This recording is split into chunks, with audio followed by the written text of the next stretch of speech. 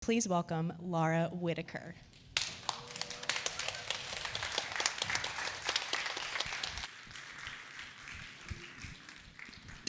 All right, good afternoon. Hope to wake you up from your post-lunch slump and give you a little bit of hope and vision today. I'm also a walker, so I'm gonna walk around and connect with you guys and ask some questions. But this is my first time to this space, and it is amazing. It's definitely not gonna be my last. What a neat and inspirational space to be a part of, and it's great to see some familiar faces too. So thank you, Jeff, thank you, Plywood, Anna, for having me here. I'm going to talk a little bit about my story, but I'm going to really highlight some special guests that you're going to get to see at the very end of this session, and they are really the highlight of today. I'm just a supporting actress in this bigger story, but I do want to tell you a little bit about how I got here, and I want to take you back a few years ago. When I was 18 years old, I moved from Atlanta to Athens, Georgia, and I found myself volunteering at this little tiny place called ESP. Raise your hand if you're familiar or you have at least heard about ESP or Jabba Joy. Okay, a few of you. So you heard our mission, and our mission is to serve individuals of all abilities, and we believe that that is changing communities for the better. So I found myself volunteering. I fell in love with this place that accepted individuals of all abilities where they could be who they are, not who they're not. And shortly after that, our founder was diagnosed with pancreatic cancer. And so I found myself a sophomore in college running a nonprofit organization. And I walked into a chamber shortly after taking over this nonprofit organization. And as I looked around, a 19-year-old sophomore at the University of Georgia with long blonde hair, I began to notice that I, out of the 500 people, looked very, very different. I was wearing my Sunday best dress. They were wearing suits and ties and pencil skirts. I hadn't finished my degree. I didn't know what networking was. I didn't have little business cards to pass out. And immediately, it's one of those moments that was put in my mind forever and ever that I didn't belong. The way that I looked, my degree, the color of my hair, the age that I certainly didn't belong. And in fact, I was absolutely incapable. I was incapable as a 19-year-old to raise $50,000 in 3 months, hire 30 staff members, many of them older than me, plan an entire camp, and finish my sophomore year of college. Absolutely incapable. I had to figure out what I was going to do. I looked around, and there was absolutely no way I was capable. So here I am, obviously, 18 years later, and if you're doing the math, I'm 36 years old, and I'm still here. And I've learned some lessons along the way, some really important leadership lessons, and some of the things that I have learned from the people that we serve. And I want to share a few of those lessons with you. Very quickly after taking over, we had a list that grew. And some of these faces that are on this screen were those faces that were on the list. And the list was this. It was a waiting list. Families who have children with autism, who haven't slept for years and years, would find out about ESP, and they would call me and they would say, I just found out there's a camp for my child. I'm so excited. And I would say, welcome to the family. I'll put you on the waiting list. You see, we operated in a small 1,200 square foot building. You guys know what this is like when it's small and your capacity is far beyond your actual space. And so the list grew and it grew and it grew. And I was trying to make ends meet, raising my firstborn son, getting my master's degree, totally incapable of doing something about this waiting list. And so I put on my pink hard hat, and I figured out how I could do something about this. There were so many people who told us in 2009, there is no way you can raise $3 million. Do you remember what was happening in 2009? The recession. People were not giving money. But I kept going back to what I was able to do. And what I was able to do is tell a story and a vision of those people that were waiting. And let me tell you, there were many people who met with me. Little 23-year-old Laura, there's no way you can raise $3 million in 3 years. We raised $4 million in 3 years. And we built a 14,000 square foot building that now houses over 700 individuals of all abilities. This is what we now call the gym where I first started, and this is our current building. ESP now went from 60 families to over 700 families. We now serve 30 counties in the Georgia area. We went from 1 state to 4 states and growing, and I'm going to tell you about that in a minute. And we're now serving the entire community, all from storytelling. This is our mission, and Anna shared it with you. ESP exists to create transformative experiences for people with disabilities and their families, and we believe that changes communities for the better. How is it changing communities for the better? Let me tell you. So after we built our building, we're serving these individuals on the wait list, right? And we're bringing in corporations, for-profit corporations that are coming to serve every day, whether it was for our snack squad or volunteering for our summer camps or our after-school programs. Maybe they were coming in and volunteering for our family support, where we provide all types of things like counseling for families that have children with disabilities. And I kept having business owners, for-profit business owners, tell me the same thing. They kept coming to me, almost confessing, and saying, Laura, I really love having my employees here. But I have to kind of confess that it's a little bit selfish, because my employees are coming to ESP and they're volunteering with the amazing individuals that you serve. And they're coming back to the office and they're happier. And they feel better about the place that they work. And actually, they're a lot more productive and my business is more profitable. And we took that and said, not everybody can come to ESP, but what if we could take the amazing individuals that we serve and take them out to other people? And that's where, in our little kitchen that we had just built the same year, we dreamt up Jabba Joy. Jabba Joy's mission, it's a program empowered by ESP that spreads unmatched joy through moments of engagement with people of all abilities. The Jabba Joy Story is really about 2 things. It's about engagement and it's about employment.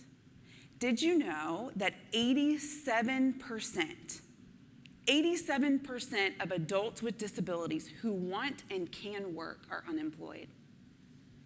So that would mean that about in this room, maybe this corner over here, you guys are employed.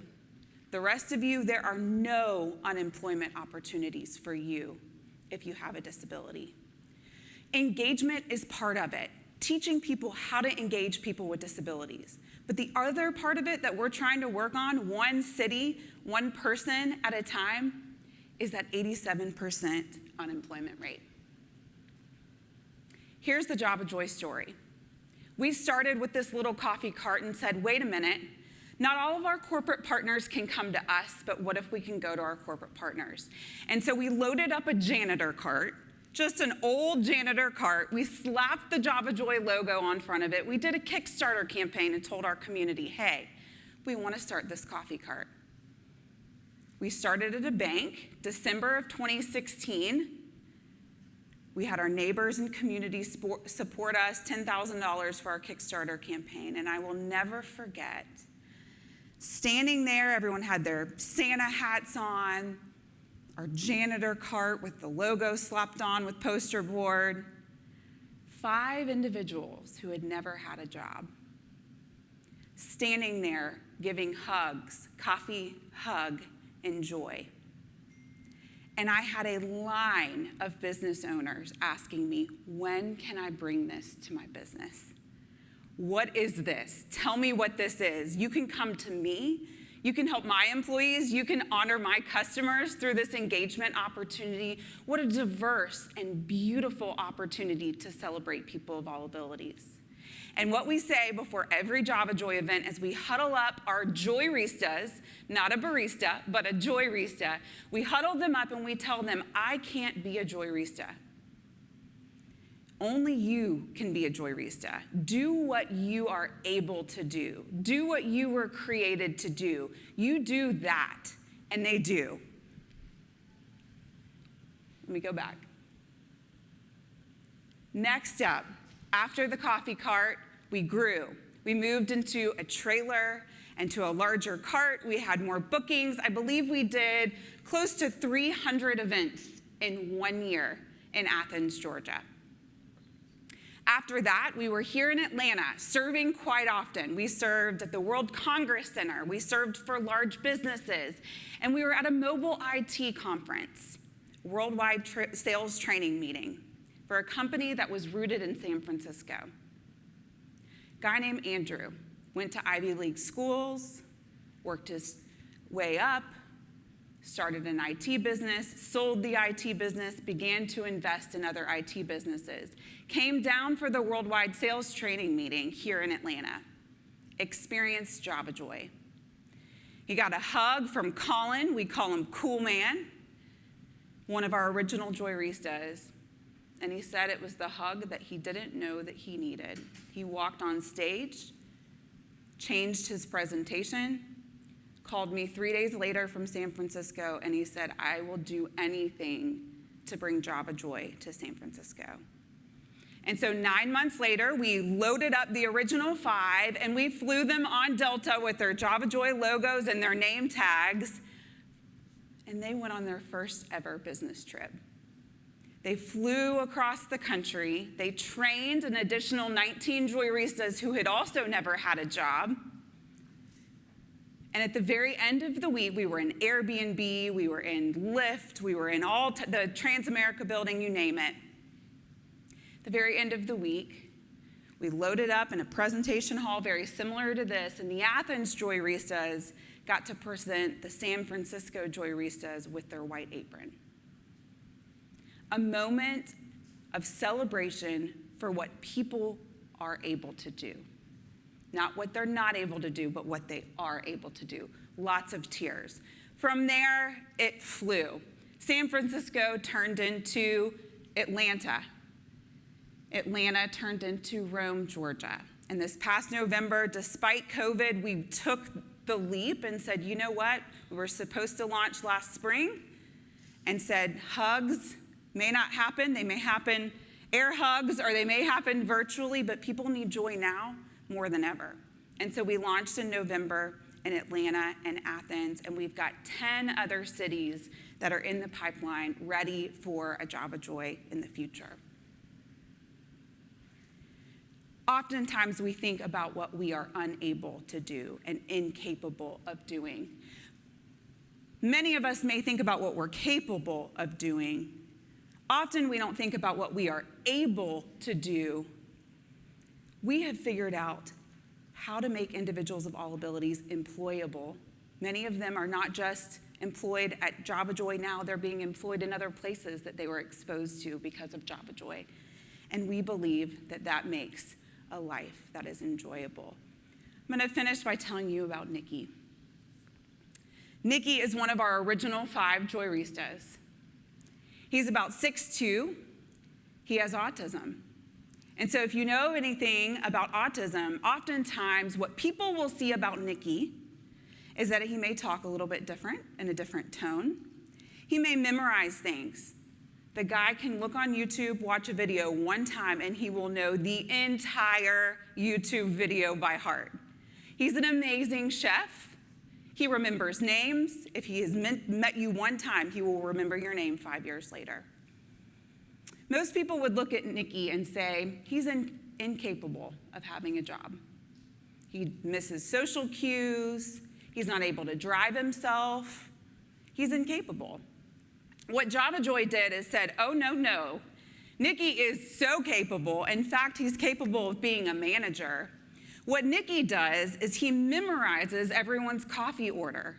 So we'll be in high rises, and he'll go around the high rise, and he'll look at you, ask you your name, ask what you want in your coffee, how many Splendas, how many sugars, what type of creamer.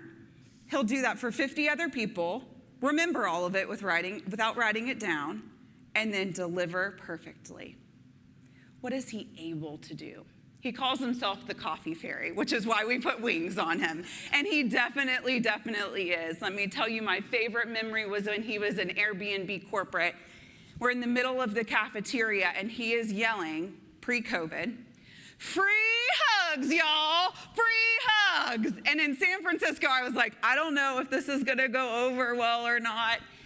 And I'm telling you, the line, people first were like, who is this guy? He's weird, and his voice is weird, and I'm not sure that I want a hug. And then as they came up one by one, you watch their bodies melt. Because whether it's corporate or whether it's the pandemic, we all need human touch. We have forgotten the value of human connection and human touch, and that's what Jabba Joy does, is it brings that human connection back to the forefront of businesses. You may not know this about coffee. Who likes coffee? We've got some coffee drinkers in here. Awesome. There are coffee, 2 hands. I like that. That's what I'm going to start doing. 2 hands. What you may or may not know about coffee is that coffee comes from all over the world. And depending on where you get your coffee, there are different tones and different notes. I'm not even a coffee connoisseur, but we've learned a lot through Jabba Joy's growth, working with different coffee companies. You can see in Brazil, there's less clean aftertaste, bittersweet chocolate notes, creamy with low acidity and heavy body. In Ethiopia, there's a floral aroma. You see, all of these different things, if you were to get a single blend coffee, has its own abilities, if you will. But did you know that when we went to taste with our Joyristas to figure out what Jabba Joy blend we would want, what Jabba Joy coffee we would want, we put out 4 different cups. One was Ethiopian, one was Guatemalan, and everyone had to vote with a coffee bean to choose our Jabba Joy blend at the roaster. 100% of the Joyristas chose the 4th cup. And did you know that the 4th cup was a blend of 3 different origins?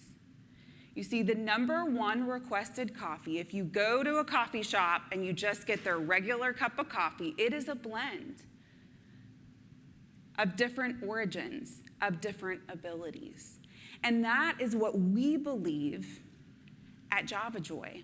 The perfect blend in a corporation, in a company, is a blend of different abilities. That's what we're highlighting through Jabba Joy. That's what we're highlighting here today. You're actually going to get to meet the Joyristas right after this and see their different abilities. But that's also what I want to highlight in you. I want you to remember the girl in the church dress 18 years ago who felt very, very incapable. And I had to figure out, what am I able to do?